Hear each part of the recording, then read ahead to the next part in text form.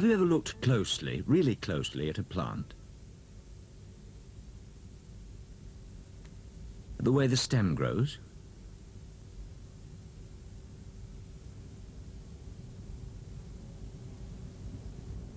The way the leaves are arranged?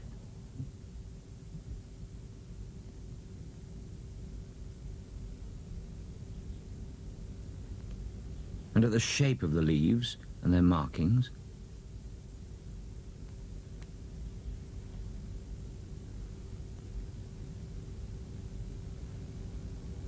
One way to find out how a plant is made up is to imagine it as a silhouette and make a copy of it cut out of black paper.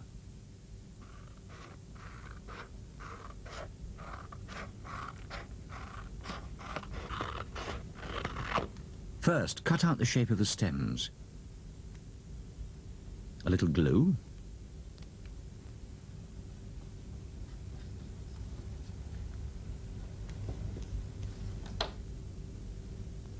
I've already stuck 3 down, so this is the last one.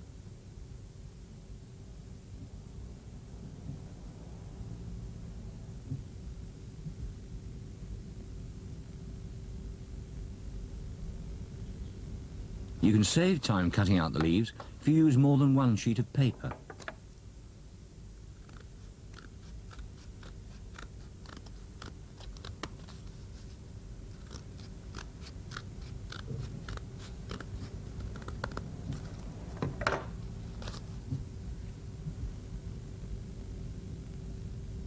A little more glue.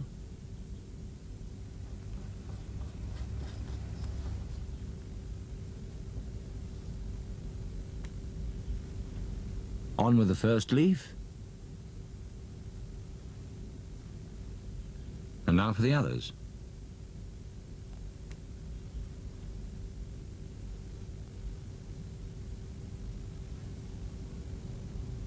Take care to arrange your leaves in the same way as they're arranged on the plant. Here's one I finished earlier. You can use your cutout to make rubbings. First, put a sheet of paper on top.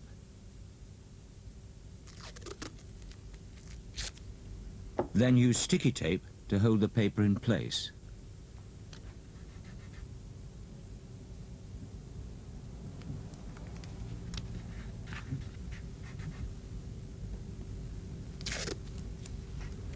Make sure that you stick down each corner of the paper very firmly.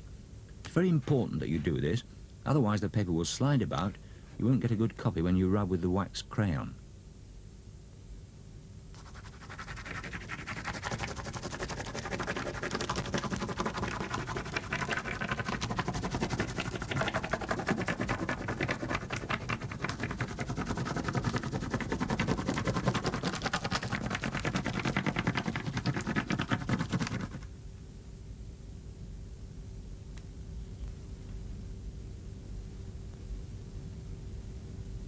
Now there's one part of a plant we haven't yet looked at, and if you're very careful lifting a plant out of its pot, you'll see some of the massive roots that have grown through the soil.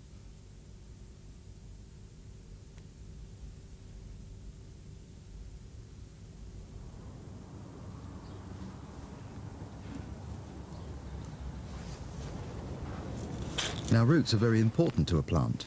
They anchor it firmly in the ground, making it difficult to pull out. And if you dig up a plant, this is just a weed, and rinse off the soil, you'll be able to see just how many roots it has.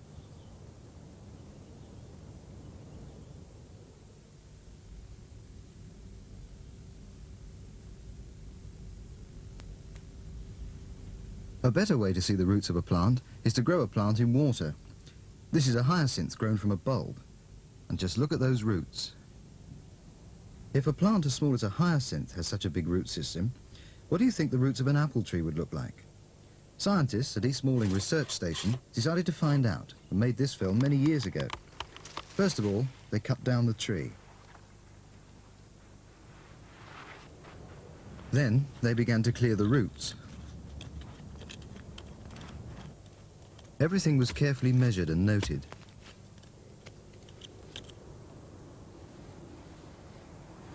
Detailed charts were made to show the position of all the roots as they were cleared. It was a very long and difficult job. More than 60 tons of soil had to be cleared, and the job took more than 3 months.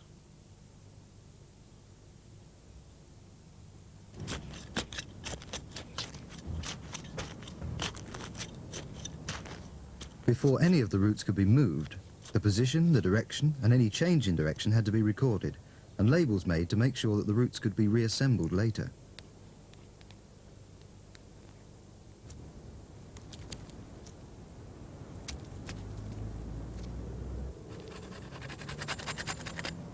Once the preparation had been done, the roots were cut up and arranged in bundles, ready to be reassembled. The final chart gives you some idea of the complicated problem the scientists had to face. They built a frame of scaffolding with the tree trunk they had cut off at the start placed in at the centre. Then they began to put each labelled root back into its correct position.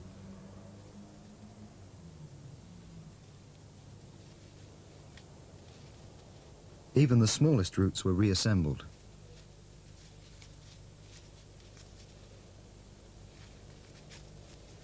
Each label was carefully checked and the position of the root measured before it was finally fixed.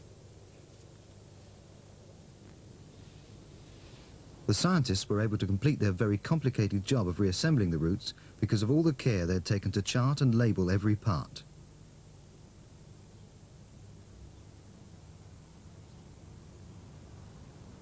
And now you can see just how much more of the apple tree there is underground than there is above. This is a mangrove tree, supported above the water by its roots. But the roots don't only support a plant, they have other important jobs to do.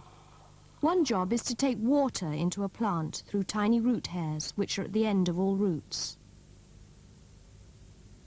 This is a specially speeded up film of the roots and root hairs of a bean, showing how they grow.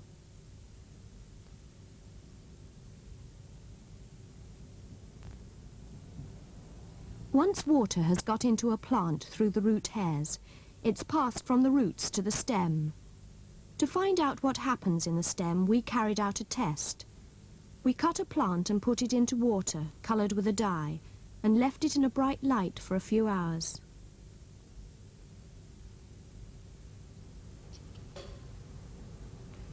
Then we trimmed off the end of the stem and saw 5 clear spots marked by the dye. In order to get a closer look at one of those spots, we very carefully cut a thin section across the stem.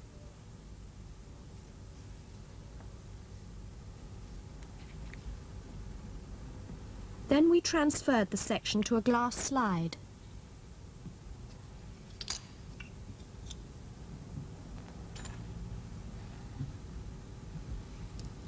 Finally, we put a small glass cover over the section, and we were ready to look at it under the microscope. It wasn't until we magnified the spot 100 times that you could see that the water and the dye were carried up the stem through these tiny tubes.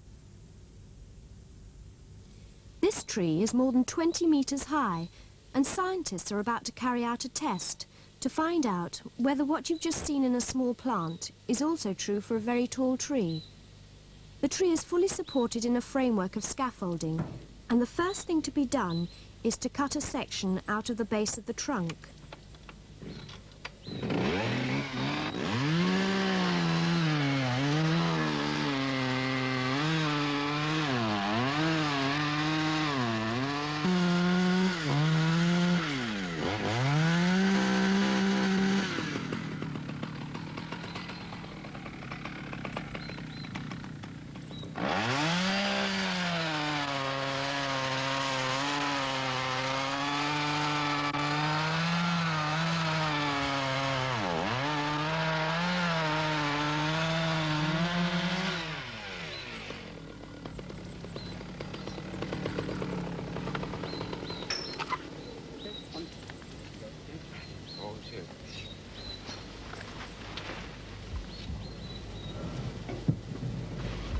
The scientist sprays the cut section of the trunk to make sure it doesn't dry out before they fill the tank with water.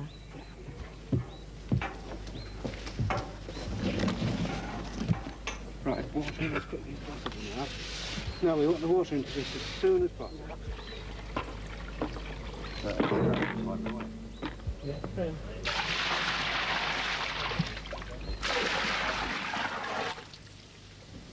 Then the dye is mixed, and the test is almost ready to begin.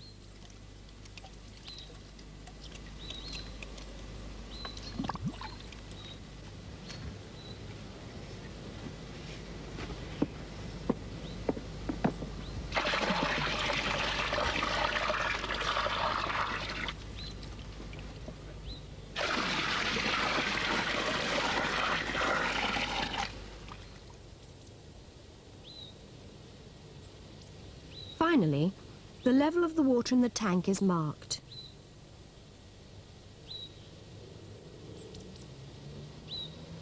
Now the scientists have to wait to see whether the water and the dye in the tank will move up the trunk of the tree through the tiny tubes to the leaves.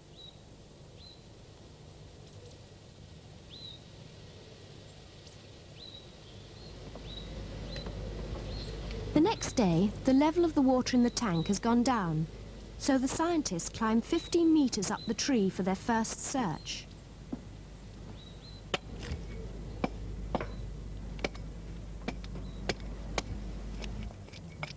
A few chops and they can see the dye. At 20 meters, it's the same story.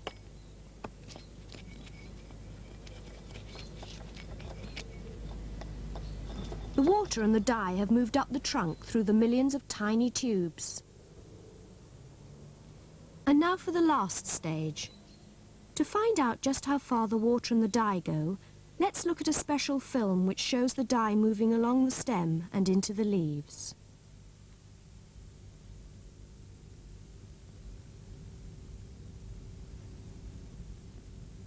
So the roots support the plant and take in water, which is passed up through the stem or the trunk to the leaves.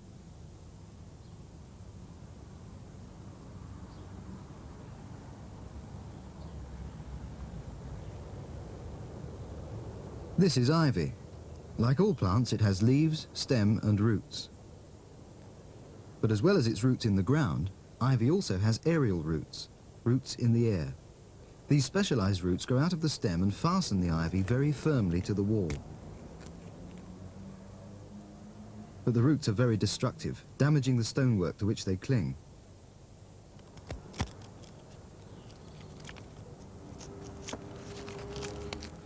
This is Virginia creeper, another climbing plant. Like ivy, it gets its support by clinging to a wall, but it doesn't have special roots to do the job, it has special leaves. These leaves, like suckers, firmly attach the plant to the wall, but without damaging the stonework.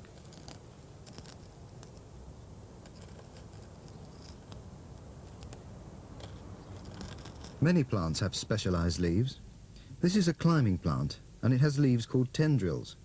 In this speeded up film, the tendril moves about until it finds a support to attach itself to. Once it is firmly anchored, an incredible thing happens. The tendril begins to twist itself up, pulling the plant closer and more firmly to the support.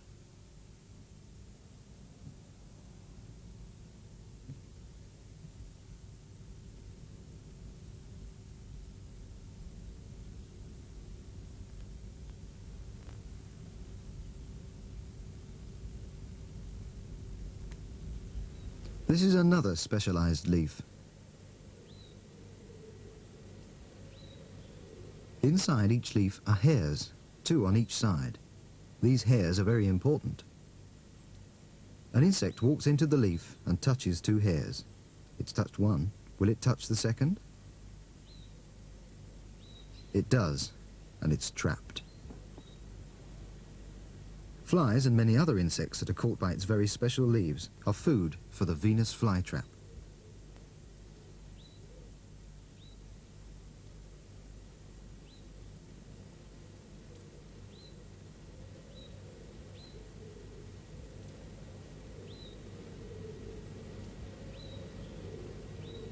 Leaves come in all sorts of shapes and sizes.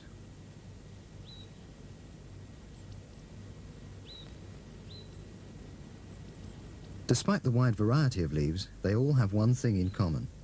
They are on the plant to catch as much sunlight as possible, and to do this, they are arranged in one of 3 patterns. The first is called a plate pattern. The leaves grow in the gaps between the other leaves and don't overlap. The second is called a rosette pattern. The leaves growing above don't shade the leaves growing below.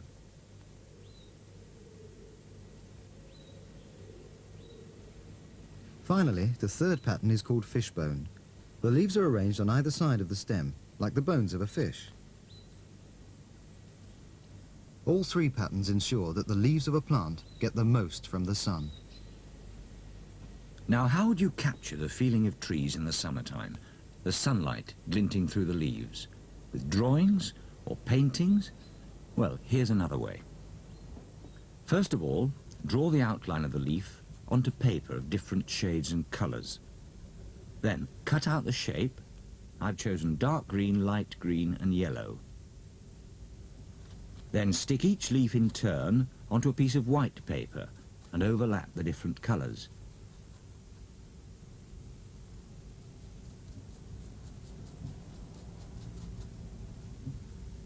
There.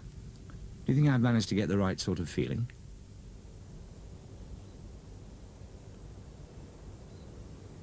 Here's another way you can use artwork to find out more about a leaf.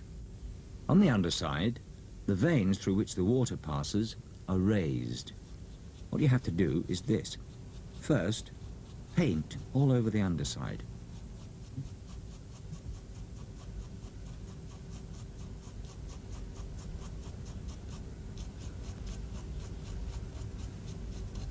Now turn the leaf over onto a sheet of paper. Another sheet of paper on top and a firm rub down.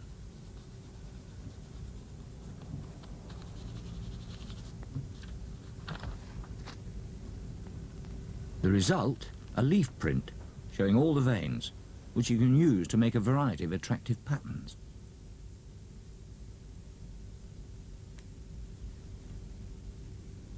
Good artwork and good science can go together. If you look very carefully at a plant and make a careful record of what you see, you learn about the plant, and that's good science.